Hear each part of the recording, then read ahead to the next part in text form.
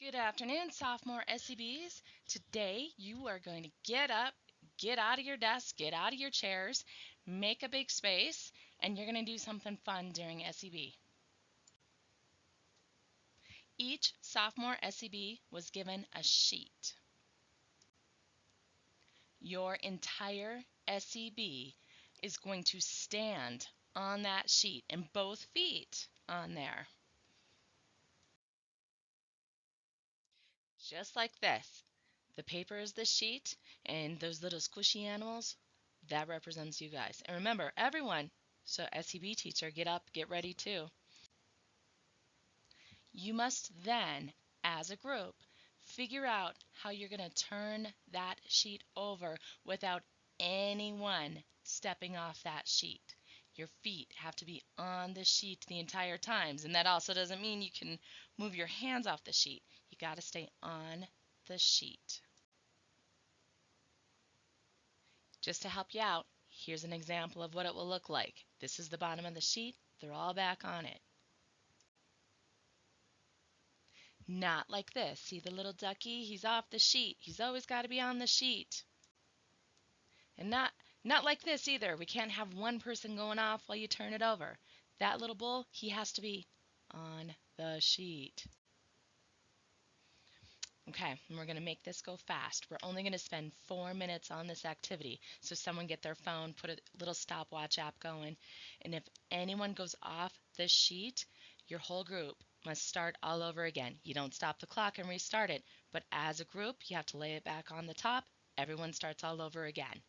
Now go ahead and pause the video while you do this activity. Have fun. Welcome back. All right, this is your chance to talk together as a group. Was it frustrating? What worked? What didn't work? Brainstorm all of those answers as a group. Go ahead and pause the video again. Here are some common things that other groups have said while doing this activity. Some people said, oh, I wish I had some more time. Some get upset because there are people who didn't really help. They kind of went against the group. Maybe they didn't lift their feet up and move them the way someone else had told them to do so. Sometimes people break the rules and it gets frustrating. You have to start all over again. There are often times where two or even more people are trying to take the lead maybe. Sometimes it's just one person and the other people in the group, they feel like maybe they're bossed around a little bit and they get a little frustrated. And sometimes the whole situation seems just too overwhelming that I've watched groups just stand and stare at the sheet and not do anything. So what was your group like? So in school, in work, we're told to work together as a team. Sometimes this can go really, really well, and other times not so well. And part of it is because what we need to do as a group is work together. And it's really hard when you have a lot of people coming in, different ideas, different thoughts, different viewpoints, different ways of doing things. So it's important to step back and take a look at the problem. So a first step in group problem solving would be to define the problem at hand. Okay, so this one was pretty easy. Your SEB was to stand on the sheet and turn the sheet over without anyone stepping off the sheet. Now this was a pretty easy problem, and sometimes in groups there are larger problems that need to be solved, but this one's pretty easy to define. The next step is to examine the problem. So why does this problem matter? What is causing the problem? Are there consequences because of the problem? Are people in the group interested in solving the problem, or are some more invested than other people? And have previous attempts been made to solve the problem? Now in this situation, it was just to get on a sheet, turn the sheet over without anyone stepping off. So this problem probably doesn't really matter in the big scheme of things. It was just for fun. We don't have something causing the problem except for maybe me, who's asking you to do this problem with a group. And there's no huge consequences, so it doesn't mean that somebody's going to get hurt if they don't get the sheet turned over. But in life, there are sometimes bigger problems that groups do have to solve, which do have larger consequences. So the next step is to generate solutions for the problem. Now brainstorming, this means that there are no wrong answers. Everything is fair game. You want to keep tossing those ideas out. Sometimes you're going to learn something from someone else. Sometimes you're going to add to something, keep generating things and making the ideas better and better and better. And you keep generating solutions until you exhaust the possibilities, or maybe you're running out of time. So for our problem, I would like you as an SEB to generate some solutions. So before, I did not give you any time to talk about it as a group. Now you have that time. Go ahead and generate solutions. How can you flip the sheet over without breaking those rules? Go ahead and pause the video.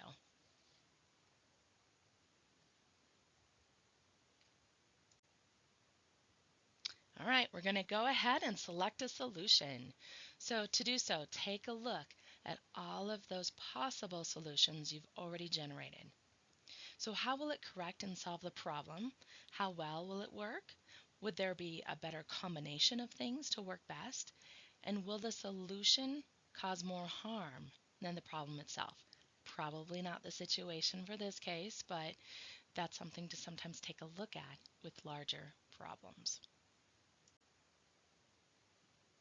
Now this is your chance. Take a look at the solutions you've generated as an SEB and go ahead and select one together as an SEB.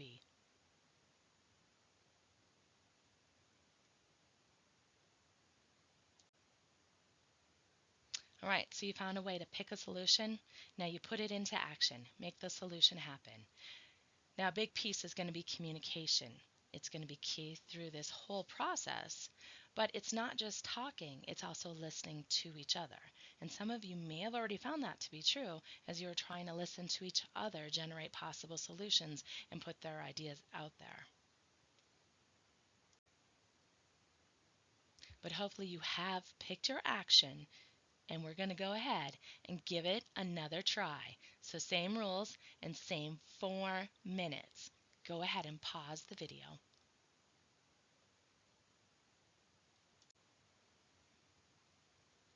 All right, hopefully that went a little bit better the second time, and hopefully no one got bruised in the process while they were trying to figure out how to flip that sheet over. Well, we thought that this would be just maybe a fun way to take a look at one problem or one group goal that you were trying to accomplish together in order to look at the steps of problem solving. Again, it's defining the problem, examining the problem, generate solutions, select a solution, and then go ahead and act it out. Make it happen. Solve the problem. If any of you have any questions or would like to chat with us, come on down to the counseling office. We'd love to see you guys. Take care and have a great rest of your day.